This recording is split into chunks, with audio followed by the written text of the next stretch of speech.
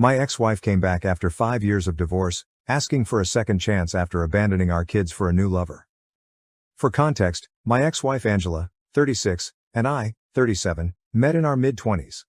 I was about 24 and we met while working at the same firm. We married after 2 years of dating, and we had 2 kids, who are now 9 and 7 years old. The second pregnancy was unexpected, and she was unhappy with it, but she did not terminate it, even though I assured her it was fine if she did. I didn't want to make her go through anything she didn't want. Following our first daughter, everything was still going well between us, and we were as in love as ever, but that changed following our second pregnancy. Angela became extremely angry and nasty, constantly picking on me or our eldest. I assumed it was just hormones and attempted to reconcile with this new version of her.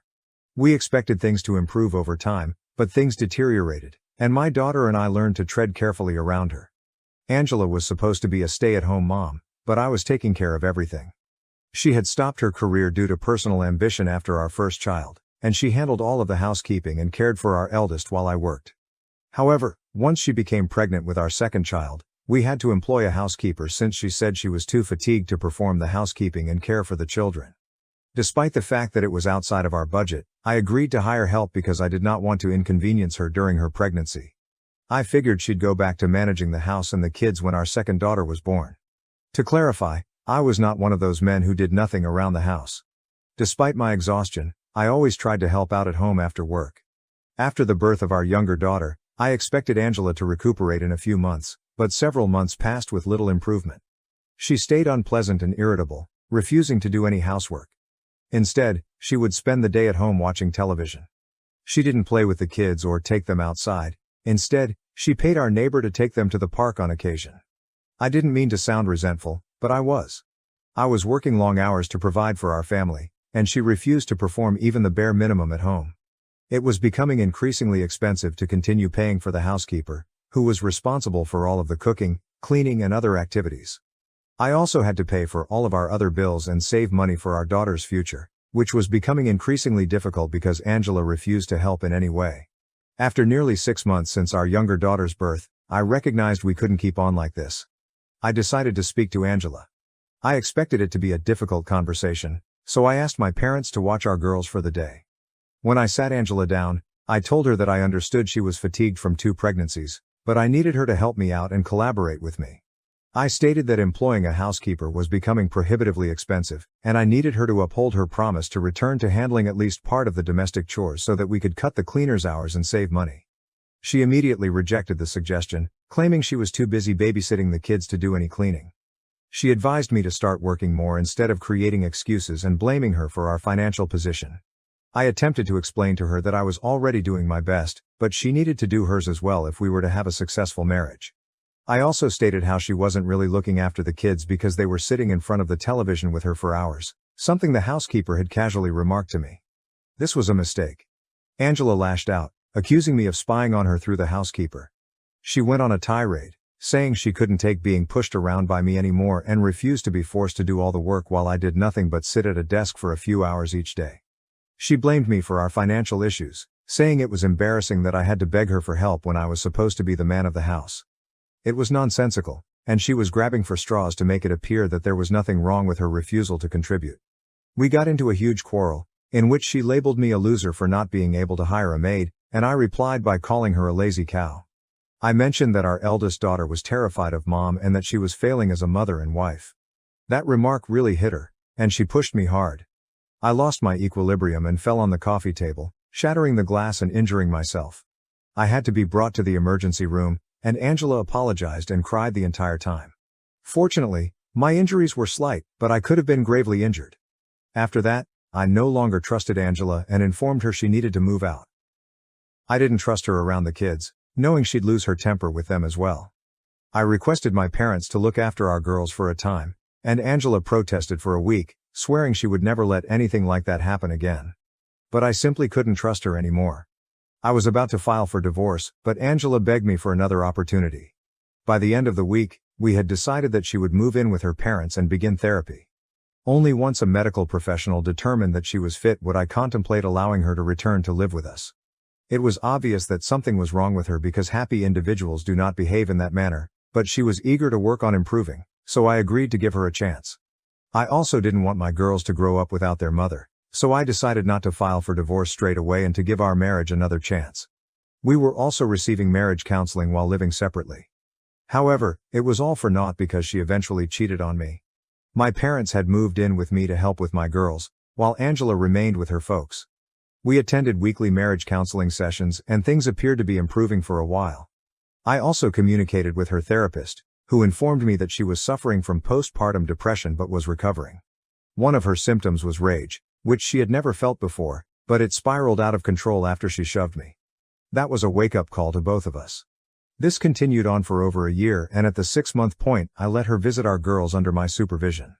I was relieved to see that she was gradually returning to her old self. It finally seemed like our position was improving and that we could make it work. But then she abruptly quit attending our counseling sessions, with no explanation. She also stopped responding to me, but I was confident that she was making progress because her therapist kept me informed. It didn't make sense to me, and I tried to talk to her for weeks, but she just ignored me and said she needed time alone. Finally, after nearly 3 months of avoiding me, I decided to pay her a visit at her parents' home. I hadn't done it previously because her parents disliked me and blamed me, believing I was the one who drove their daughter insane and caused her to act out. Angela had informed me that it would be best if I did not see her while she was living with them since it would only cause more drama, the last thing we wanted. But I broke the norm and went anyway, because she had been behaving aloof and skipping counseling sessions.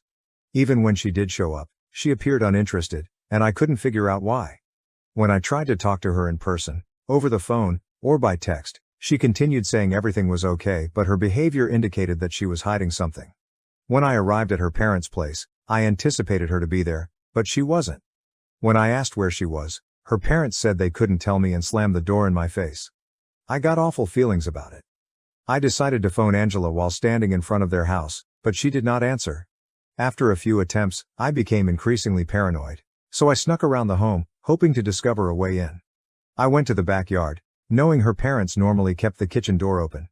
But I didn't have to go that far. I spotted Angela seated on a swing in the garden, but she wasn't alone. She was kissing a man I didn't recognize. The image of that moment is ingrained in my mind since it was the most heinous experience of my life. I still remember it today. When the guy noticed me, he instantly pulled back, and by the time Angela turned around, I had begun walking back to my car. She caught up to me and tried to stop me, but I didn't listen. I was shocked. She attempted to grasp me, but I shrugged her off and warned her not to touch me. I got into my car and headed home. Once there, I blocked her on all platforms to keep her from explaining. I asked my parents to help me get a lawyer and told them what I had just observed. I did not see or hear from Angela until we had to meet with the court-appointed mediator to finalize our divorce settlement. By that point, I had essentially become a robot, only functioning for the benefit of my girls while emotionally shutting down. I felt nothing, not even when I learned that Angela was terminating her parental rights. She had decided she no longer wanted to be with us and instead wanted to be with the man I had seen her with. Let's call him Sean.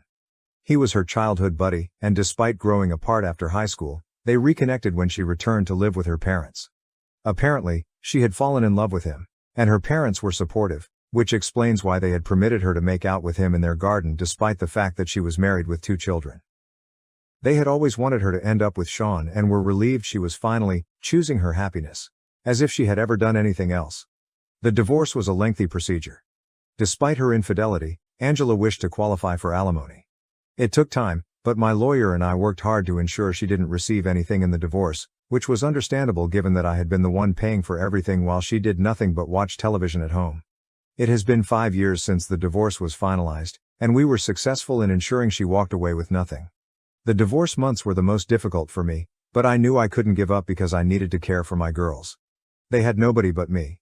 My parents were extremely supportive, and I will never be able to express how grateful I am to them for being there while I balanced work and parenting. Now, 5 years later, I'm grateful for my divorce. Back then, it seemed like the worst thing that could happen to me, but I wouldn't be where I am today if I hadn't made that decision. Life has been good to me since then, and I'm in a much better place in every manner.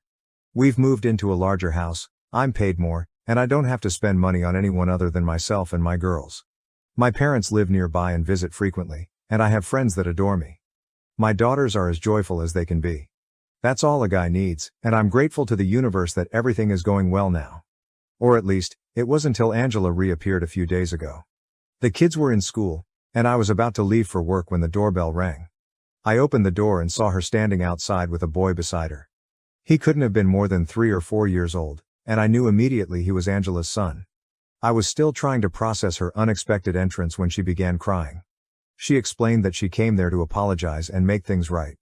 She informed me she was finally ready to be a family again and give our marriage a second try. I couldn't believe she was back after all these years, and she wanted to give our marriage another shot, as if it were her choosing. I made up my mind in less than a second. I closed the door and turned her away. I didn't want to become involved in whatever it was, but first I told her that this was no longer her family. I'd quit being her husband the day she cheated on me with Sean. The divorce was simply a legal duty, and she had freely relinquished custody of her girls, so she no longer had the right to refer to us as her family. After that, I closed the door and instructed her to go since I did not want her anywhere near my property. I was so upset that I wanted to cuss her out, but I resisted because of the small guy. I could hear her screaming outside my door for a few minutes but ignored it. I departed for work once I was confident that everything was in order. I tried not to think about it because doing so would weaken my determination, which I couldn't afford. I almost forgot Angela had come to my house, but as soon as I got home from work, my parents called and demanded an explanation for why I had sent her away. They informed me that Angela had contacted them after I had shut the door on her, and she was upset. My parents stated that they had given her my new address and instructed her to come visit me because she was in the process of divorcing Sean and now had an opportunity to make things right with me. They stated Angela contacted them around a month ago, and the reunion had been planned for quite some time. My parents believed it was time for me to think about my children because my daughters needed a mother, and no one was more qualified than Angela. So they thought she deserved another shot and instructed her where to locate me and what to say. I was enraged with them.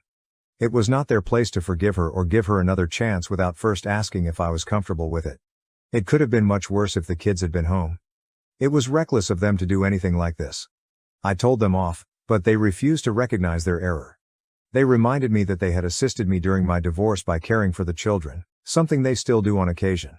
They argued that while it was ultimately my decision, they had an equal right to determine what was best for the children, which I could not take away. I thought it was crazy that they believed that. At the end of the day, my daughters were mine and not theirs. While I respected them and will always be grateful for what they did during my divorce, it was not their place to reintroduce Angela into my life. We had a fight, and they informed me that I was the one who was acting selfishly by not giving Angela a second chance. They argued that they had done their due research and that she was a different woman who deserved to be a part of my girl's life. Even when I informed them that Angela had signed away her parental rights, they were angry that I believed they would ever endanger my girls or me. They accused me of wrecking their lives because I was too arrogant to acknowledge that my daughters needed their mother. It's been a few days, and I've been thinking about it a lot. I don't think I was wrong or selfish for not giving my ex-wife a second chance at motherhood. Update 1. About a week has passed since Angela arrived at my door with her son, and I recently learned the truth about her relationship with my parents. It's so upsetting that I don't know where to start, and I'm still trying to digest it myself. It's mind-boggling how they've all betrayed me without blinking an eye. Apparently, not only did my parents give her my new address, but they had been in communication with her all along. I had cut her out of my life after the divorce, but they hadn't because they thought she'd come around eventually. They didn't talk very often, maybe once a month, but it was enough to make me feel betrayed. Sean had made Angela sign up her rights after she was presented with divorce papers. He issued her an ultimatum: abandon her family and create a new life with him, or stay in contact with her children and battle for custody. However, battling for custody required leaving him behind. According to my parents, it was a difficult decision for her, but she ultimately chose Sean and created a new family with him over her current family. My parents told me that immediately after I filed for divorce, Angela called them and asked for their assistance in keeping in touch with her children covertly. She stated that both of us had backed her into a corner. She believed that if she battled for custody, she would be unable to see her children. I was fighting for full custody with supervised visiting rights, but Sean had told her to abandon her children completely. Even if she went up against him and battled for custody, her chances of success were small given the circumstances of our divorce and her temper issues. Fighting felt like a waste of time and resources, as she risked losing Sean and custody of our girls if she went forward with it. That's when my folks stepped in. Angela visited with them privately and asked them to let her keep in touch with our daughters. She was aware that if she signed away her rights, she would forfeit any visitation rights. However, my parents would retain those rights, which they intended to exploit. They deceived me for years by meeting Angela with our daughters behind my back. They justified it by claiming that Angela's plight struck a chord with them and that they couldn't keep a mother away from her children. However, stabbing their own son in the back had no ill effects on their conscience. Whenever I left the kids at their house, my parents would invite Angela to spend time with them. My children never told me they were seeing their mother because my parents bribed them with presents and chocolates to remain silent. When I asked how they spent their time at their grandparents' place, my girls told me they played games with their grandparents and a friend. I'd always imagined they meant my parents' true friends. Apparently, my parents had told my daughters to refer to their mother as a friend, in case I questioned. I couldn't believe my girls had lied to me, but I forgive them because they are only children and have been influenced. When I found out the truth from my parents, I confronted my daughters, asking if they had met their mother behind my back. They started crying and said they couldn't tell me because God would punish them if they did. Angela and my parents must have instilled this terror in their minds, which explains their secrecy. I also felt like a terrible father for never asking my parents' friends who they were spending time with. It may have been someone considerably more deadly than Angela, and I might never have known. But now I am putting an end to it. I've already filed for a restraining order against each of them. I have written proof, since my parents explained everything to me via email a few days after our dispute. They expected the email to help me comprehend Angela's desire to remain a mother, but it only confirmed that everyone involved had been lying to me. It's also hilarious that Angela signed away her parental rights and had to see our children in secret, as if it were a crime, simply because Sean did not want her to have any contact with her previous family. He was supposed to be her one true love, but now they're getting divorced. They even have a son together, but Sean, according to my parents, no longer wants to be associated with either of them. He has a job offer and will be going away in a few months, but Angela does not want to leave because their son has begun kindergarten locally. That's why they've been battling for so long, and it all came to a climax 3 months ago when Sean informed her he'd had enough and was taking the job. This was supposed to make me feel terrible for Angela, but instead I believe justice has been done. I spoke with my lawyer, and the restraining order has been filed. My girls and I had a serious chat about everything, and I informed them that they would not be seeing their grandparents or mother for the time being. They appear to be fine with it, but we are going to therapy to work through it since I know it has been difficult for them and will likely continue to be, but it is over now. Update 2. Hello folks. Thank you very much for your care and support here. I am grateful that so many people have sent nice comments and blessings to my daughters. My parents and Angela have been served with restraining orders and are scheduled to appear in court in a few days. I'm not sure how they feel about any of this because I've blocked them on every conceivable platform. I've also instructed my pals not to contact them if they attempt to do so. I've also enhanced security around my property and have been working from home for a few days. I contacted my girls' school administration and notified them of the problem. Initially, I did not want to send them to school for a few days, but I did not want their education to suffer as a result of Angela and my parents. Teachers have been ordered to keep an eye on them and not allow anyone other than me to pick them up after school. I'm doing everything I can to keep them from getting to us, because I know they'll try. So far, so good, and I'm hopeful that once we receive the restraining order, they will continue to stay away. Update 3. Hello, this will be a brief update, but we received the restraining order for the next 5 years. All 3 of them must keep their distance from me and my daughters unless they want to suffer severe consequences. I'm still enforcing all of the security measures I put in place since the last time I saw them. They appeared angry, and I don't want to jeopardize anything. My girls and I are attending regular family counseling sessions and I believe we will make significant improvement in the coming months. We have already made significant progress. Honestly, all I want is for my girls to be happy. Please keep sending us your best wishes.